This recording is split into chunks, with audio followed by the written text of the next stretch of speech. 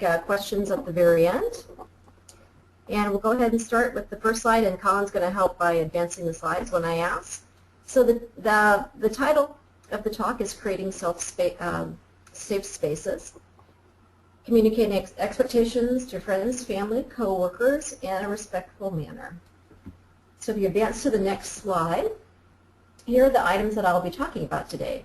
We're talking about, first of all, what is a safe space and how do you create that for yourself. And then I'll also be talking about effective communication, what communication means, some examples about how to communicate in a respectful manner, and some tips. And then I'll go into a little bit about Given Hour and the resources we provide in case you yourself or anybody you know of would be interested in accessing our network of counselors that provide free therapy across the nation. Of course, at the end, I'll take Q&A. And it may be helpful, too, at the end if you have some specific questions for me, maybe even a case that you would like to open up with something in your life to talk about and open up to the group, or see if I can have some insight on that would perhaps be helpful for you. So as I'm talking, if you think of something that would be helpful to discuss, I'd be happy to put that out there to the group at the end. Next slide, please. Okay, so first let's talk about creating safe spaces. What does that even mean? Next slide. Okay, so this is a term that has been used for a number of years. I think I first started hearing this in the 90s. Maybe I'm dating myself here, but the original concept that this came from about a safe space when it started being used was really had its foundations in the women's movement, and at the root of it, what it really means.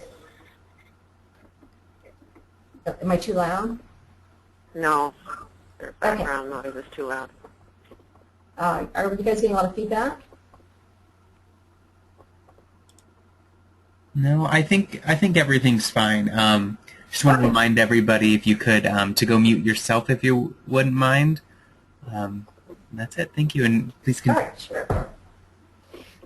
So what a safe space really means is you're in an environment where you feel comfortable to be yourself, that you're able to express yourself and just be yourself without any fear of retribution, that you feel comfortable, that you feel welcome, regardless of your circumstance, your background, sex, race, gender, sexual orientation, age, any of that. It applies to everybody. A safe space is truly about anybody feeling comfortable where they are. And I think most commonly we hear this term used as it applies to a workspace or perhaps in a school environment. I think it was back in the 90s that I remember seeing that logo, Colin, that you used to advertise this talk with the pink triangle and the green around it. I remember seeing that on my college campus in a few places. And it was an indication for individuals that this was a safe space to talk, to be yourself, especially when it came to sexual orientation. I haven't seen that logo used in quite a long time. I don't know if it's still being used, but when I saw that, I actually had forgotten about that being used quite a while ago. I'm going to give you an example of a safe space as it applies to a military example.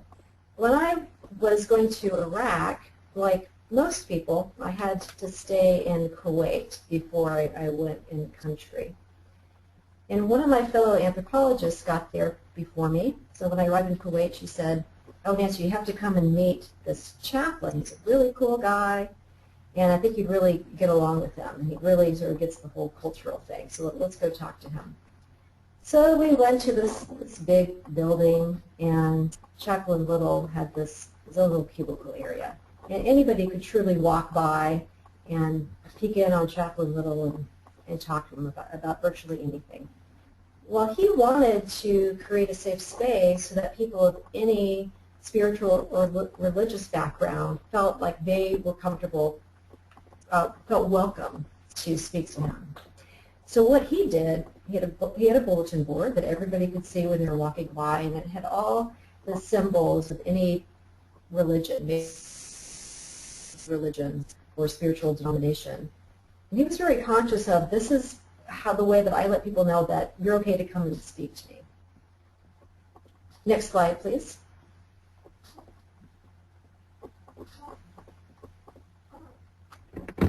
Okay, so likely we probably don't all have a chaplain little in our life everywhere we go. We're not that lucky, right? So what if you do find yourself in environments that don't feel safe?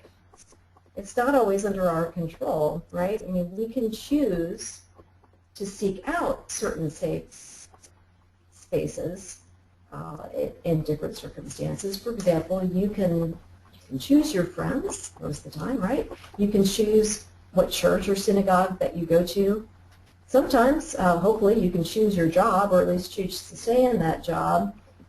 But sometimes you're in a situation where you can't always control what's going on around you. And this could also be how people are just reacting to you in general. If you go to a family outing, all sorts of different social situations. So that begs the question, what do you do to create a safe space when it's something that's not always in your control? Well, one thing that you can certainly do, and we'll talk about this later when it comes to communication, is how you can set the tone for where you are. And how do you respond to other people when they're not being as respectful about your background? Next slide, please. So let's talk about effective communication. Next slide.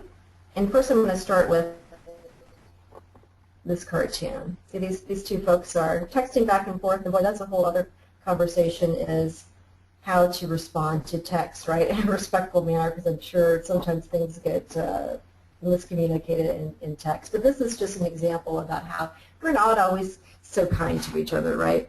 Next slide, please. So what is communication? Well, communication is more than just talking. Communication can be defined about how we carry ourselves, body language. A lot of folks, you can tell automatically what kind of mood they're in by the look on their face. Do they have their arms crossed? Are they open? Are they smiling?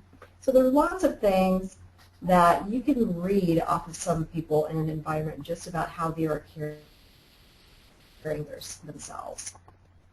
So this is something that you want to be conscious of, and I'm going to give you an example too in terms of creating a safe space or a workspace. So, for example, let's say that you're in a work environment that doesn't feel quite so welcoming. What do you do with that? How do you be respectful? How do you communicate respectfully if someone is not perhaps reacting to you in a way that you want?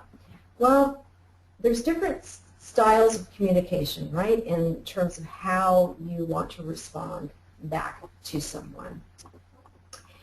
In terms of somebody making comments or making you feel uncomfortable in the worst case scenario, how can you handle that?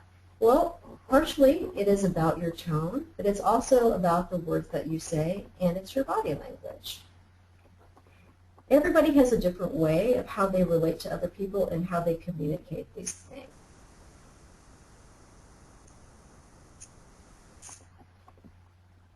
How you decide to do that is often innate to your personality, but the good news is that you can learn different skills to help you communicate in a better manner, to get your point across and not inflame the situation. If you were to encounter someone, use an example of a workspace, and they say something that is upsetting to you, one of the best things that you can do is to take some time and not respond immediately. If you feel yourself getting upset, getting angry, one of the best things you can do is to take some time and reflect on how you want to respond to that. So time can sometimes be your biggest friend when it comes to deciding how you want to respond to a particular situation. How you decide to respond to can be thought out in the meantime. The basic root of communication, basic communication skills are to use when you, I feel statements. So for example, when you said, fill in the blank, to me, I felt hurt about that. And then I would like you to, and then you follow it up with how you would like somebody to handle that situation. Maybe it sounds a little bit cheesy, maybe it sounds a little bit simple, but oftentimes if you're upset by a situation or you want to communicate something in a very calm, clear style, it's a good technique to default to the when you, I feel style of communicating. And I'll tell you that will get you out of most any situation if you're wanting to get your point across. That's very basic style of communication, again, that will help in most situations. Now, in extreme cases, let's say you're in an environment where it's not a matter of being able to, it's not as easy to talk to that person. Perhaps you feel like you're in an environment that's hostile. Maybe this is even in a family situation, could be a classroom situation, things like that. And what do you do when circumstances are really extreme? Well, in some cases, of course, you can remove yourself from that situation. But in other cases, like in the case of a job, what do you do? Because it's not so easy just to walk away. It's something that you have to go to every day.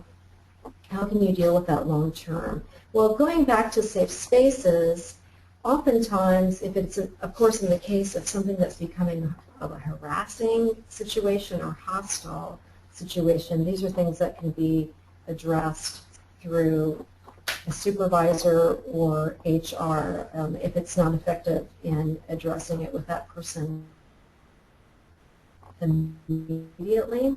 So keep that in mind, of course, that sometimes those can be helpful things to default to in extreme situations.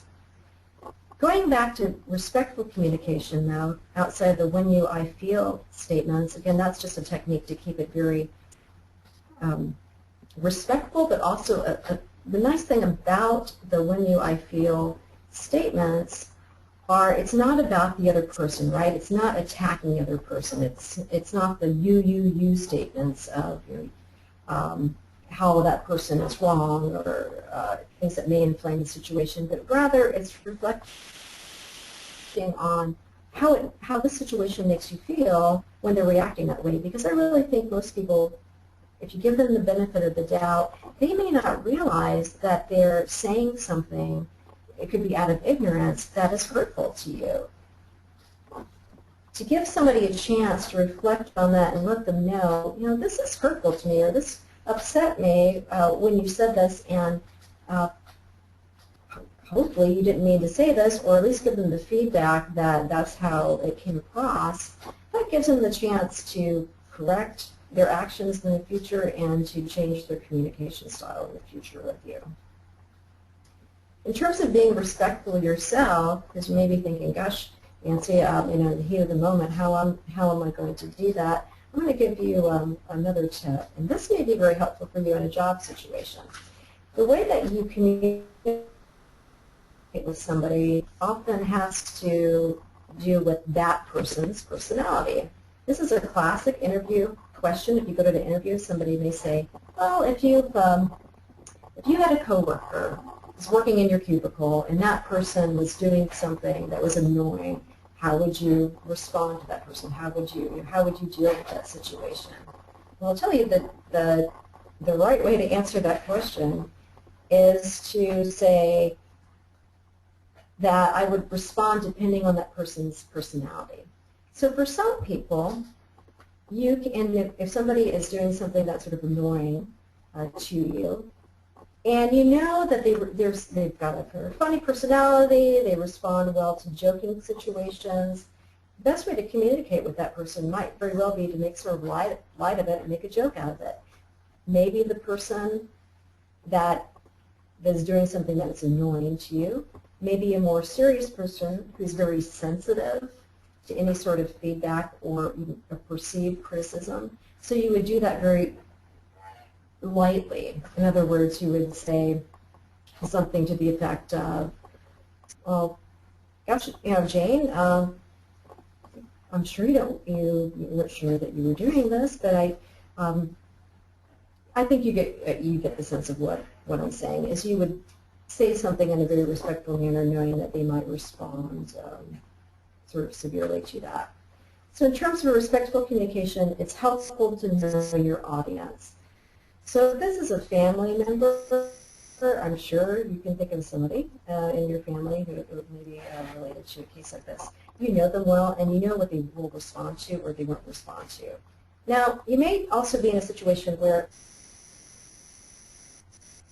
it may not seem to matter how you portray information. That person might be influenced by that, and that may be the case, but that still doesn't mean that you can't relay that information in a calm, respectful manner. And the way that somebody receives that information is not always in your control, right? And sometimes that's just a matter of giving that person time and space. Next slide, please.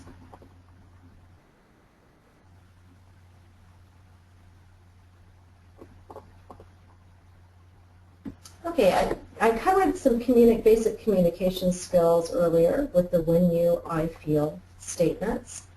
Another example of a way to communicate information, if somebody says something that is potentially provocative, seems inappropriate at the time, is to say,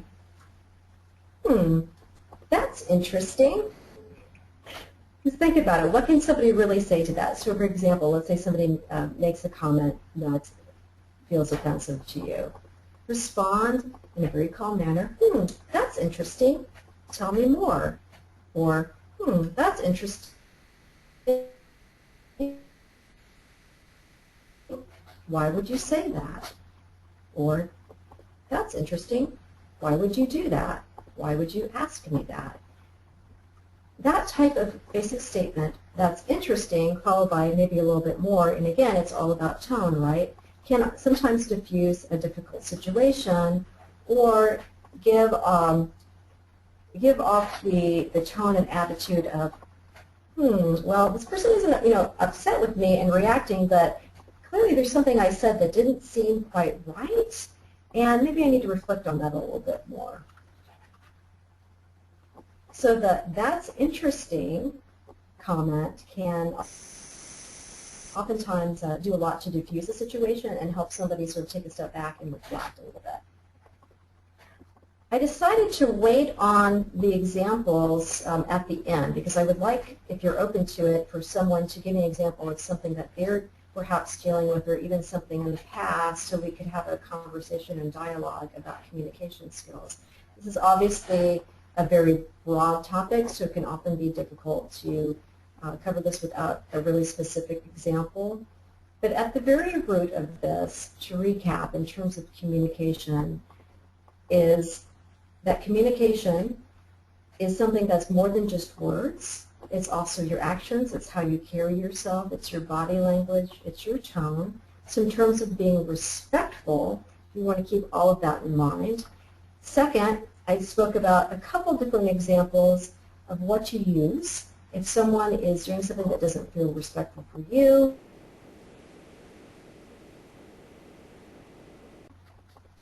To give them feedback in terms of the when you feel statements. And lastly, another kind of quick tip was the, that's interesting comment is another good example of something that you can use.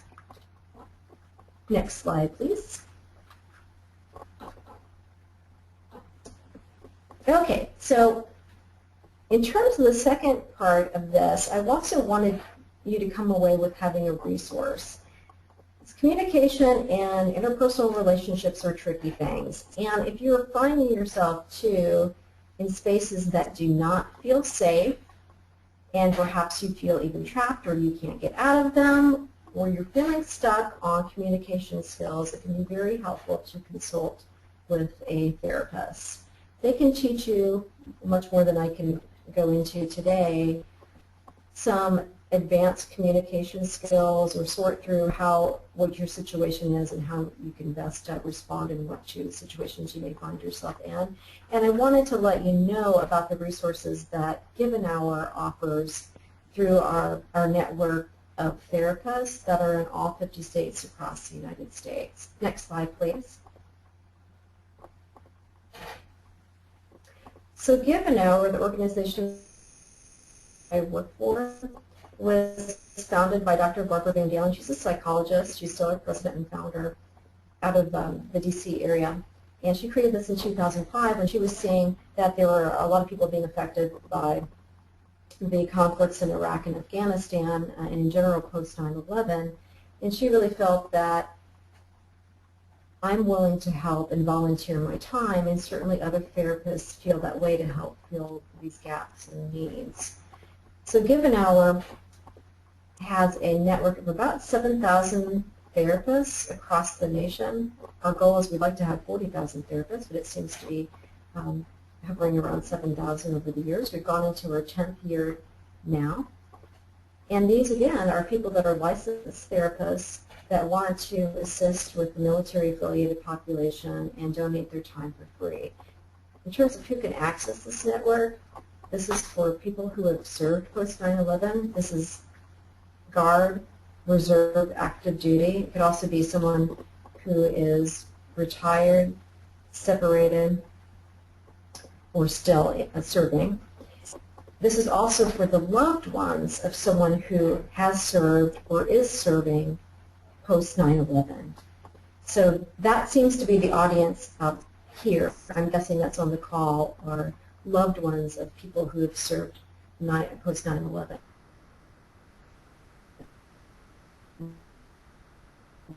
What's nice about this network, too, is that it's anonymous. So all of these therapists, too, if you don't have, if you're not card-carrying dependent, that type of thing, there's no insurance, there's no information exchange, it's completely anonymous, too. And some people don't want to reach out for counseling because they may be afraid of how that would be perceived, or maybe even affects the loved one's service record, things like that. So the anonymity is often attractive to a lot of people.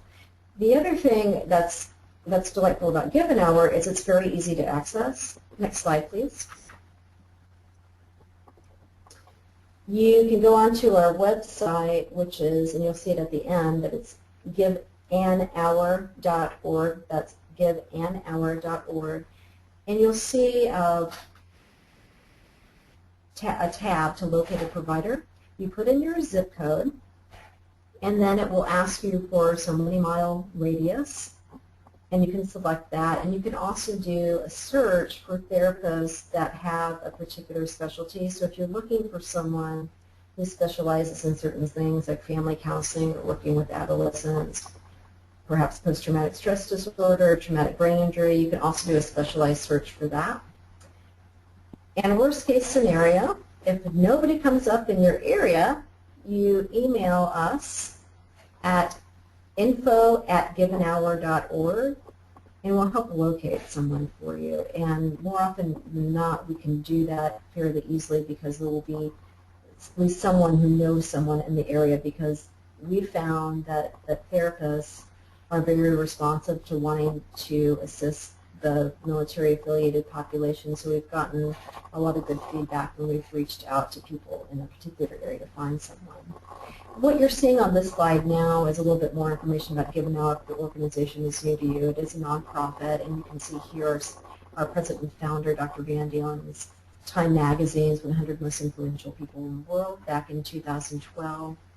Given Hour has also received recognition from the White House's Joining Forces, and Dr. Van Dalen was also recognized by the Chief of Staff of the Army this past year. Next slide, please. So I was talking about communication today and safe spaces, but this is also talking about other types of counseling that our providers offer. So you'll see in our network that our therapists provide individual counseling, couples counseling, counseling for children and adolescents. And if someone is committed to volunteering with Given Hour, they commit to 1 hour per week for up to a year. They are able, if you sign up for a network and you're a therapist, you receive up-to-date training. And we also collaborate really closely with other governmental agencies and private organizations and other nonprofits. So we have a good network in the behavioral health field in particular of individuals that we're partnered with and we have memorandums of understanding with. The quote at the end, I like that too, because I think some people, and not this population, but some individuals may think that, well, gosh, why do we need additional resources for this population? Isn't this offered through the VA or through the chain of command? But this quote by John Towers really is about this model of, the government can't do it all by themselves. We really need everyone, or our community partners, to help people in this situation if they're needing to reach out and get therapy. And in the spirit of that, this is another resource or tool in your toolbox if you would like to seek counseling in this way through our network of providers. Next slide, please. And our providers are in all 50 states, to include D.C., Puerto Rico, and Guam. And the specialties are as varied as the therapists themselves. So you can find counselors that work with anxiety, depression, substance abuse, as you can see here, all of these sorts of concerns, loss and grieving, and certainly communication skills is a basic thing that most therapists are taught to speak to you about. So again, being focused on this topic of respectful communication and safe spaces, if you're having some issues with that and want or feeling the need to talk to somebody more closely, again, this is another tool for your toolkit to reach out to a therapist for that, if you're feeling it's something that it's more advanced. Next slide, please. This is just talking a little bit about our other partners across the United States. You can see here, too, in terms of the impact that we've had, is we provide, our providers have donated $14 million worth of free counseling education. So over the 10, and we think that's probably a small amount. This is just being estimated by people who complete our surveys. But it has been an outpouring of people who really care about the military population. And in terms of who reaches out for services, it's about 60-40, meaning about 60% of the people that seek care through Give an Hour or is the service member him or herself, and 40% are the family members. So it's pretty split down the middle. Lots of times, I do think the feedback certainly has been is that this is a unique niche for the family members and loved ones of service members, because it's typically a little bit easier to find services for the service member, but not so much focused on the loved ones. And that's why I was really happy to talk to all of you about this today, because even as you're listening to this and you're thinking, well, it's not something that I need, please help. You can help by spreading the word. If you know of somebody who could use this sort of free assistance, just let them know that Give an Hour is there, and there are people who care about them because of their military affiliation. And it's as easy as getting on our website and doing a search for that provider. Okay, next slide, please. I covered all the other things. Okay, and the last thing I wanted to say, at least about Give an Hour services too, is when you do the search on our website and it pops up, it will pop up with the name of the provider or providers in your area, and it will include basic contact information, like their phone, usually address, phone number, sometimes an email address, and even their website. And then it's up to that individual to reach out to that therapist, him or herself, and then set up an appointment. So again, I just wanted to make sure everybody was really clear on how to access our network. That is as simple as going online, locating that individual, and reaching out to you, to that person, him or herself.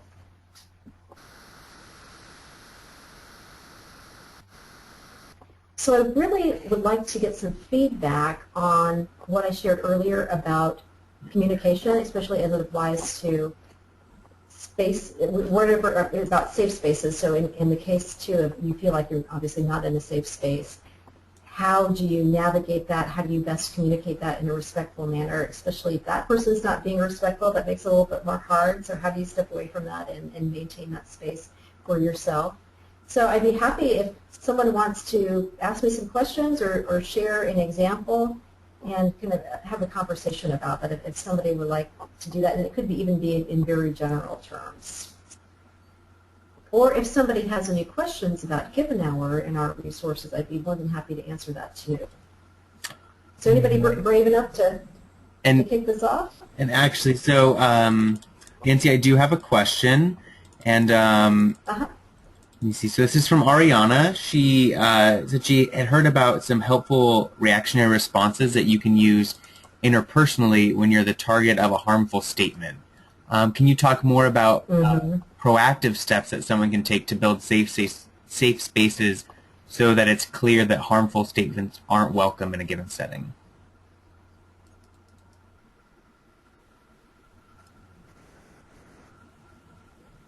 Right. Well, yes. And the best thing to do is make it clear that that's not okay, that sort of behavior is not tolerated. Because if you're not stating that, first of all, how is somebody to know that is the reaction that you have? So if you are being a target of that, first of all, to be able to communicate that this is not appropriate, that you need to state that right away, because you don't want to, I wouldn't dance around it, because to be more upfront about it and clear in your communication, proactive in your communication, is going to be best, right?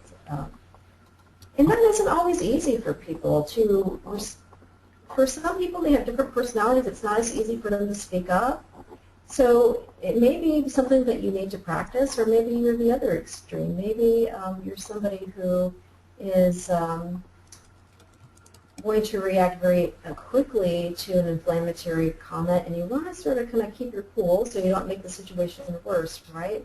So some of that may take some reflection and stepping back a little bit, and time can often be your friend in these situations to really reflect on how do you want to get this information across in a neutral manner, but to be upfront that this is not okay, that everybody deserves to be in an environment where they're not a target for harassment or inflammatory comments or being bullied. I think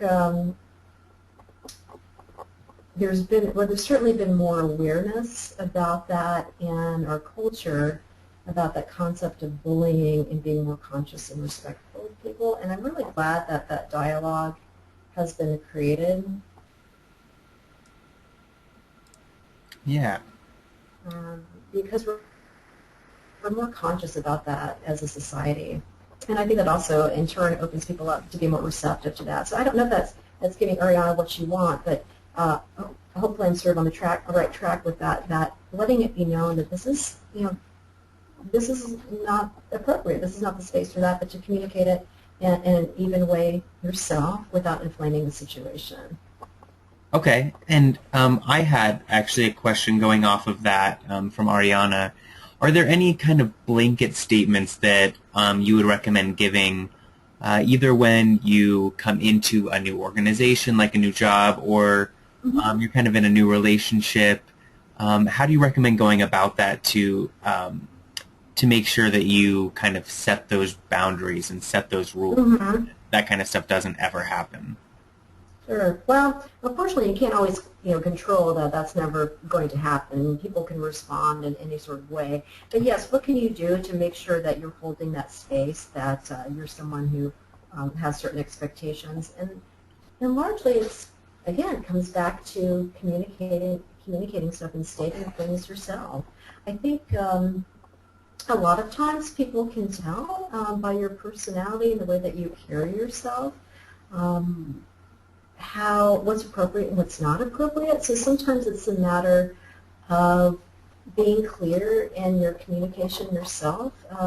It's a little bit difficult to say without a specific example. I'm trying to think perhaps what you mean by that. But if there's something you get, I'm guessing there's some sort of sense that if you're coming into a situation and setting a boundary, well, if you're talking about being an open communicator, that's something that you can simply state as, hey, I like to let's say it's a new relationship.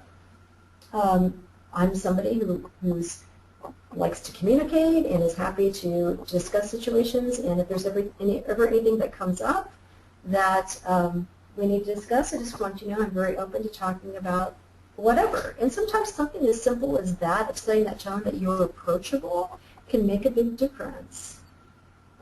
Okay, awesome. And are there any other questions from anyone else? You can either, I guess, unmute yourself, or again, you can type me in the chat box. So I don't see any right now, so I'm going to go ahead and I have a question for you, Nancy. So really quick, I had a situation recently, so I am still in the military, in the reserves, and in my unit I had somebody who was higher rank than me, and kind of the issue was that he had said something that was kind of offensive and rude, but he thought he was very well-meaning. So can you talk a little bit about, and I'm sure that that has happened to probably everybody on this call, whether absolutely. it happened to them, for LGBT issues or not, but how do you address that when the person thinks that they are in the right? Really, that's in many ways an easier situation to deal with than when you're in an inflammatory situation where somebody's being harassing. That's a good instance, Colin, where you could use a "when you, I feel" statement. So even if somebody's higher ranking than you, I think we're all adults here. I mean, I certainly understand the sensitivity to those things. But if you were to say, when you said that, Major so-and-so, I'm sure you didn't mean it in this way, but I felt whatever your feeling was that you came out of that, and to let them know that that was not the sort of statement that you wanted to hear, or just provide that feedback. And again, if you also go back to, I'm sure you didn't mean this type of thing, and I just wanted to give you some feedback that when you said it, I took it this way, to open up that conversation and dialogue. So sometimes it's just a matter of ignorance on somebody's part, and unless you're helping to educate them about that, again, giving that person the benefit of the doubt to have that feedback to change that behavior in the future is one of the most straightforward ways to handle that type of situation. So knowing that that sort of technique, do you think this individual would respond well to that, or do you think it's, again, thinking of that person's personality, it may affect how you want? Okay, yeah. I mean, I hadn't tried that before, so. Remember, Colin, I said before, let's say that person, maybe their personality is more joking. Or if their personality is more joking style, more serious, there are certain different ways that you can respond to that are that that person would be more receptive. And so again, if it's just a matter of education, you can appeal to their style of communication, and it can often be received best in that way. Okay. Well, that's great. I'll definitely be using that. So, all right. And are there any other questions right now? Any comments? Question. Yeah. Go ahead. Hi, Colin. This is Tracy. Hi, Nancy. Listen, I have a question. Given hour in general, I was wondering if your organization was doing anything to reach out and combat the increase in suicide rates. We are part of a new initiative called Change Direction, and this is a national initiative, and it's not, Given Hour is the lead organization on it, but we have a lot of our partners that have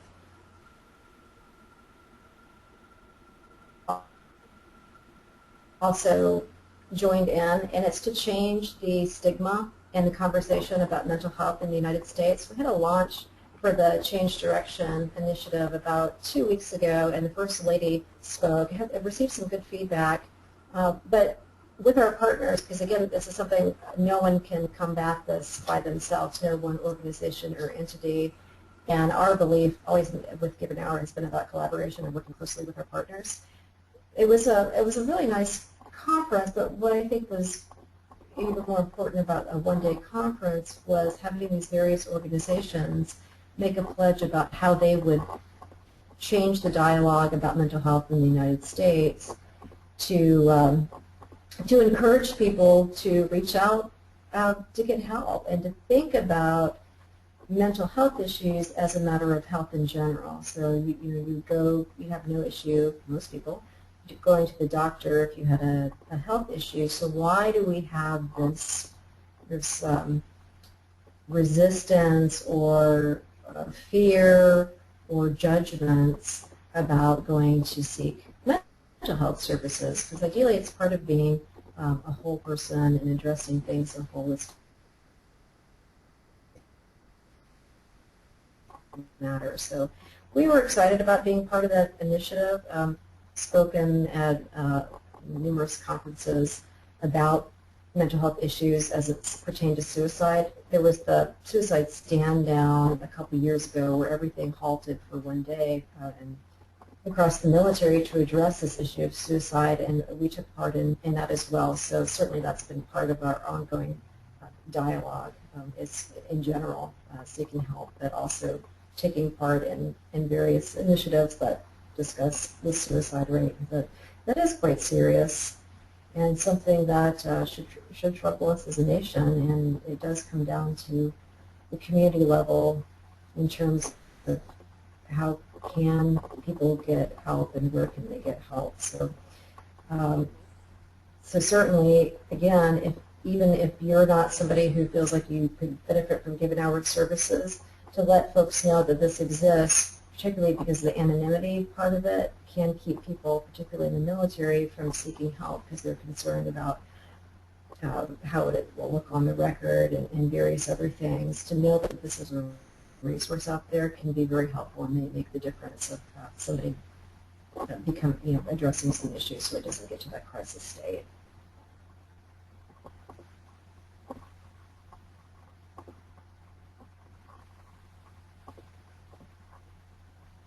For you, Nancy. Just as a follow-up, if I may. Oh, go ahead. Yes, I heard another question. This is just a follow-up, if I may. I just want to, of course, thank you and also thank Given, because organizations and agencies can be safe spaces too.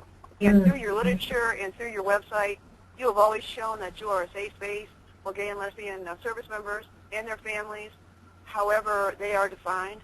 And, I think that that's extraordinarily important. I know that the Military Partner and Family Coalition, we also try to be a safe space for our military families, for all military families, and we still even house a, what we call a closed group on our Facebook page for people that want to have, a safe space in order to communicate with one another, but not necessarily come out completely. So I just wanted to thank you, Nancy, too, and also Give Power for always being that safe space for gay and lesbian military families before we could ever have any type of mental health care in any of the military systems. Well, thank you. I appreciate that feedback, and I believe that we first spoke at OutServe a number of years ago, before the repeal of Don't Ask, Don't Tell, certainly before DOMA, and I remember getting that feedback then at that particular conference. You're talking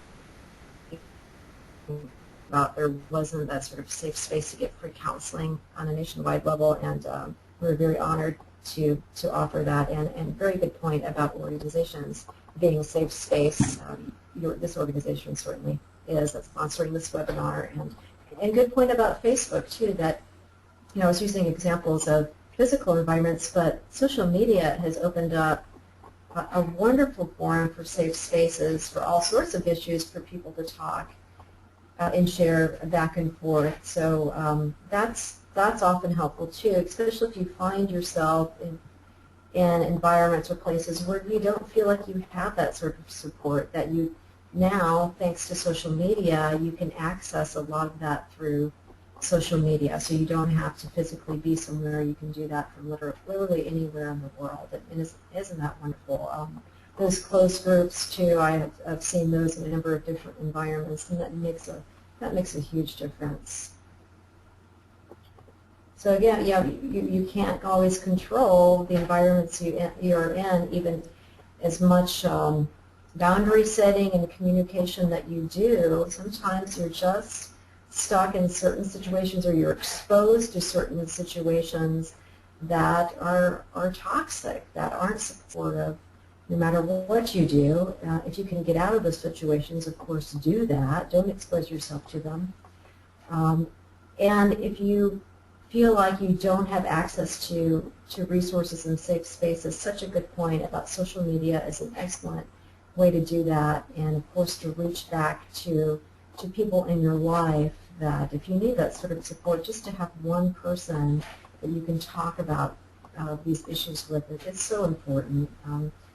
And of course, in situations where you feel like it's more acute and therapy is warranted, or just to touch base with somebody, a professional counselor can be extremely helpful to run things by, to get advice about boundary setting, talk about how to navigate difficult situations and how to communicate and work with friends, family members, coworkers that may be trying.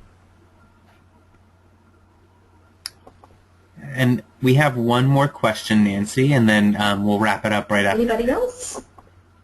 So we have a question. Does given hour offer continue? I have a question. Can you talk about, my name's Tracy, can you talk about having integrity during how that improves your communication skills? How having integrity improves your communication skills?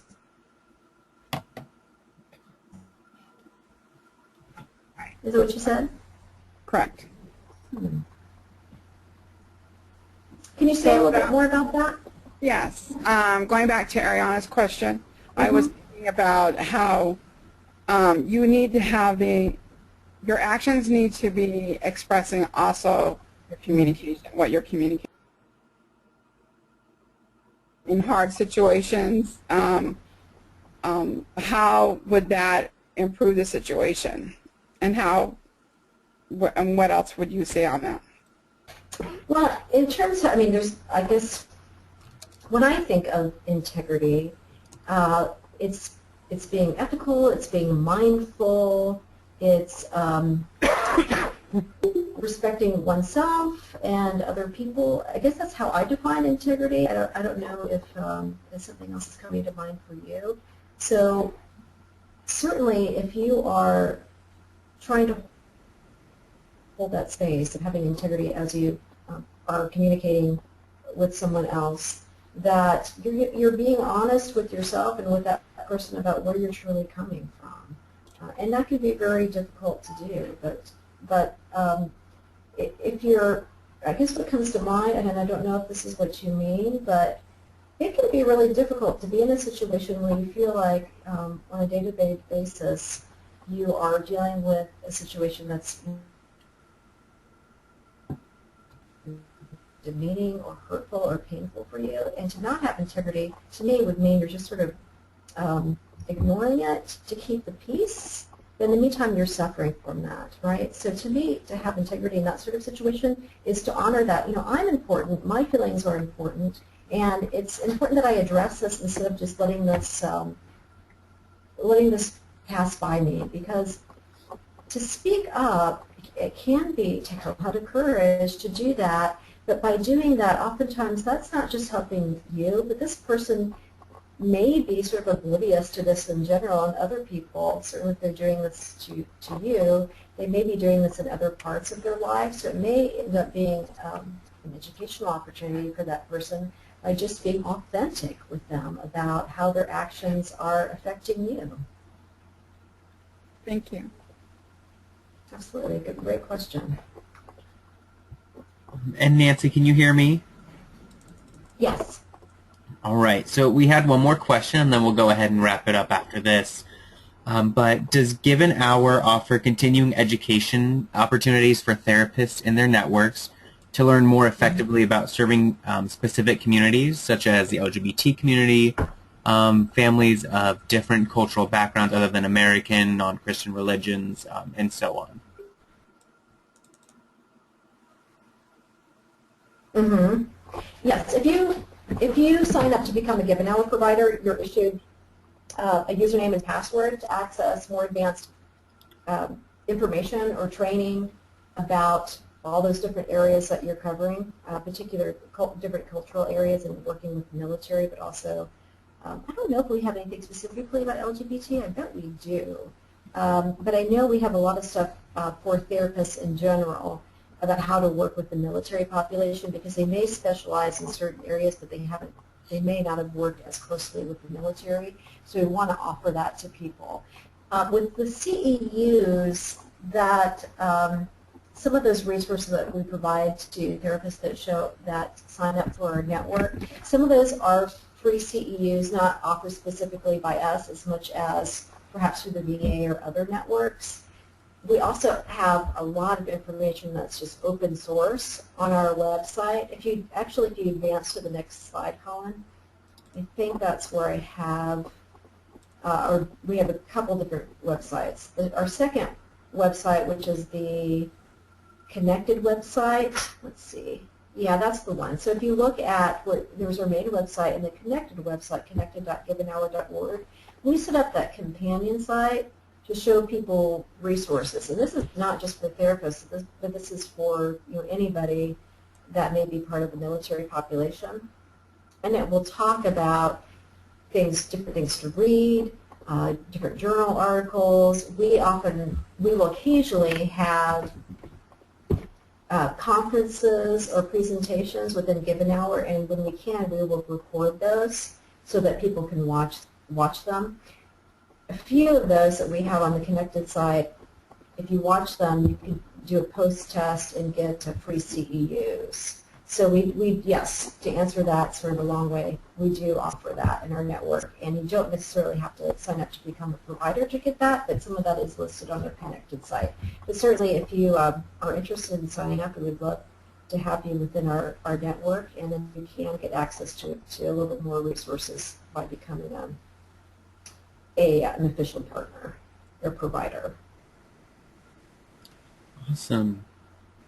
All right. Well, again, I wanted to thank you, Nancy. It was wonderful to have you here today with us and to give this awesome presentation. I know that this information is very, very beneficial, and not only will it help everybody who is here today, but also those that couldn't make it and who will be able to see this online later on.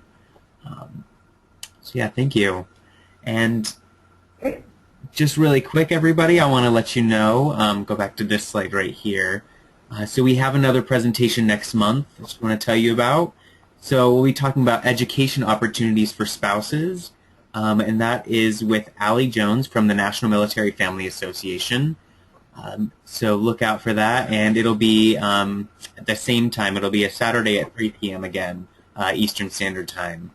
And then coming up in June, we have an LGBT healthcare presentation from the coordinator of the LGBT program within the Department of Veterans Affairs. Excuse me. So yeah, you can register just like you registered for this one through our website, and there's my information right there. You can always message me offline, and we'll go back to this. So yeah, if you do have any further questions or comments for Nancy, here's her email and her other information. I'm sure she'd be happy to answer anything or give you any other resources to help you. All right, well, then we will finish this. Thank you, Colin, and thank you, everybody. Yeah, thank you.